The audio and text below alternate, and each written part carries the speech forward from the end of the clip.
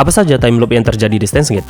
Di sini kita akan bahas 6 time loop di Steins Gate. Namun time loop yang dimaksud bukan pengulangan waktu seperti yang dialami OKB, melainkan fenomena yang berkaitan dengan manipulasi ruang dan waktu berdasarkan prinsip CTC, di mana masa depan jadi bagian dari masa lalu. Pertama, pertemuan Kurisu dan OKB. Di episode pertama, OKB masa depan bertemu Kurisu masa lalu. Lalu Kurisu mendatangi OKB masa lalu yang belum kenal dengan Kurisu di masa itu. Kemudian di masa depan, OKB balik ke masa lalu dan bertemu Kurisu. Kedua, penyumbang komputer IBM. IBM pertama kali ditemukan di kuil pada tahun 2000, tapi kemudian hilang di tahun 2010. Lalu Suzuha pergi ke tahun 1975 untuk mencari IBM dan mendapatkannya di tahun 2000. Kemudian dia titipkan di kuil agar OKB bisa menemukannya di 2010. Jadi bagaimana bisa IBM sudah ada di kuil tahun 2000, sedangkan Suzuha saat itu belum ke masa lalu ya?